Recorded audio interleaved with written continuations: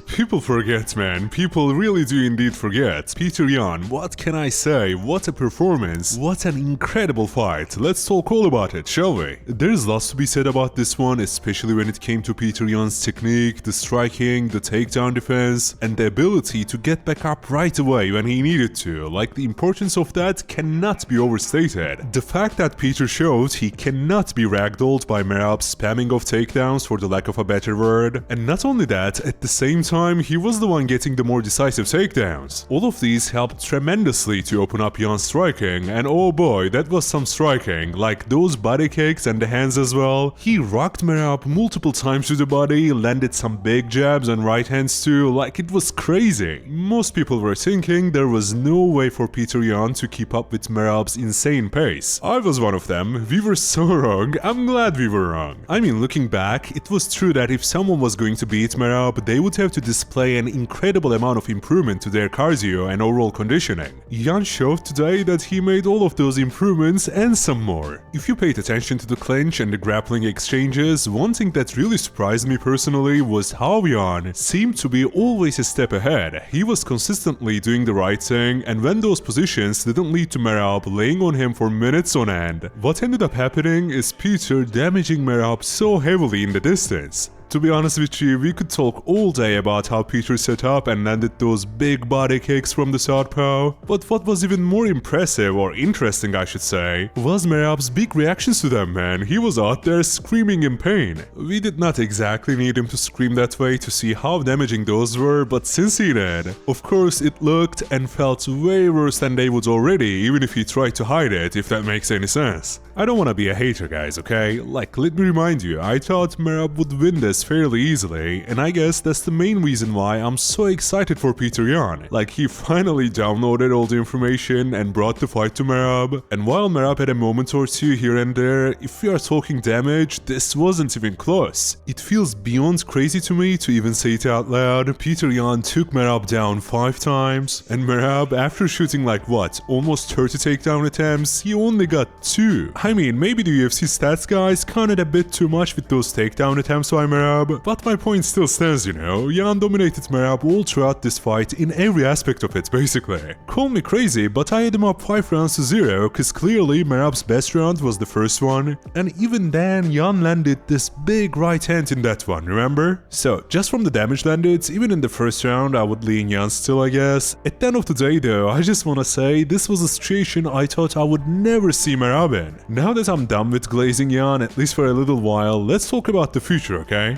I gotta tell you, I don't love handing out champions who don't necessarily deserve it rematches like it's candy, yet this is surely not one of those cases, is it? Love him or hate him, Merab had an insane run, okay? He almost broke the record for most title defenses in a single year, and just off of that, I think the guy deserves a rematch. However, let's just say I didn't particularly agree with him when he said, oh no, I just wanted to fight in a way that's entertaining, and did not wrestle enough. Like, my man, what are you saying? You were out there for 25 minutes straight and you attempted more than 1 takedown per minute. How can you say that? I really cannot stress this enough, alright? Petr Yan won this fair and square. He deserves all the praise for it. The dude solved a puzzle which people like Jose Aldo, Umar Nurmagomedov, Sean O'Malley, Corey Sandhagen, and many more could not solve. I reckon this became a bit too much of a glaze fest by this point, but as I said in the beginning of this video, man, people forget. People just do forget. Thankfully, Petr Yan made us all remember, including me. I was doubting the hell out of him, not gonna lie, cause you know, Merab really looked invincible all throughout 2025. So to see him lose in this fashion is surprising, kinda sad even.